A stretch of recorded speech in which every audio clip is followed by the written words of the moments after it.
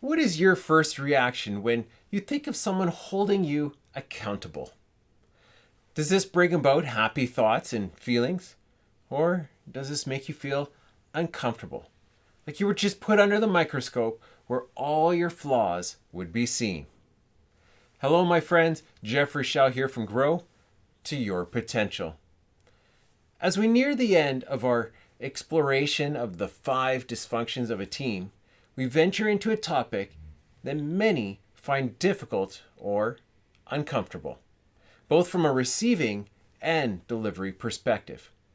When it comes to accountability, many, if not most of us, tend to avoid the interpersonal discomfort it seems to bring. And yet, when we allow the discomfort to win, our teams will lose. Here are a few examples of the dangers of avoiding accountability. It encourages mediocrity. Deadlines and key deliverables are missed. Resentment builds among members who have differing performance standards.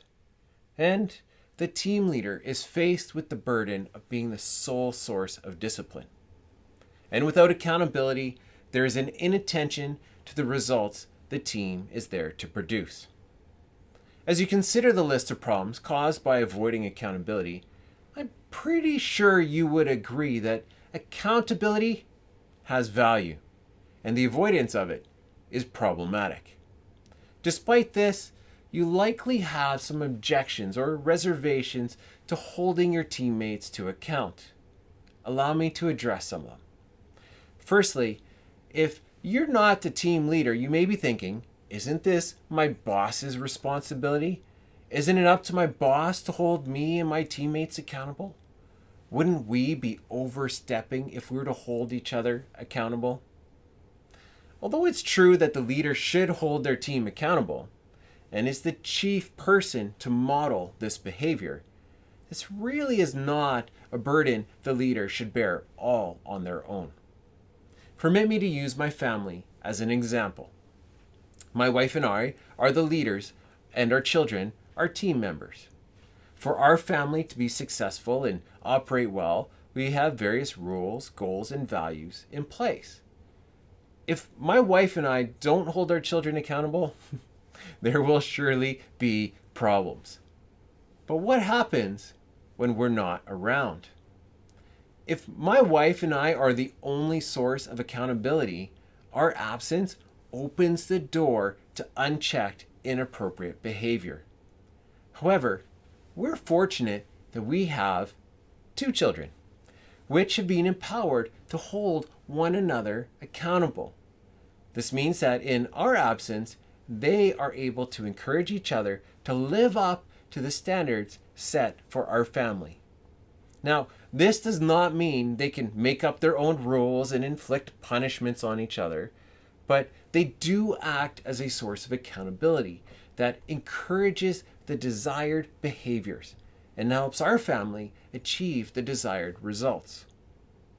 Hopefully, through this analogy, I've satisfactorily addressed why accountability on a team needs to come from all members, not just the boss.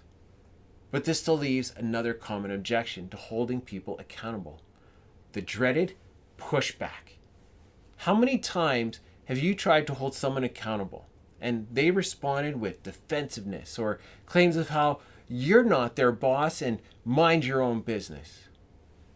Likely enough times to make you hesitate to hold anyone accountable again.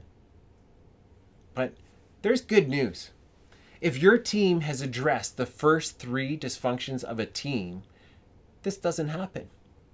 In other words, if your team has built up trust, fully engaged on ideas and the direction the team is headed, to the point where everyone is committed to the plan of action, not only can you safely hold one another accountable for those commitments, doing so is welcomed even when it's not comfortable. This doesn't mean that holding each other accountable will always be easy. You will likely still hesitate, especially at first. And the reactions won't always be ideal, as we're all shaped and primed to respond in certain ways due to past experiences. However, with practice, your past can be overwritten and your team experience a whole new level of performance and success as you encourage one another through accountability. From here, your team will be set to address the final dysfunction of a team: inattention to results. Join me again next week as we continue our journey towards conquering team dysfunction. I'll see you then.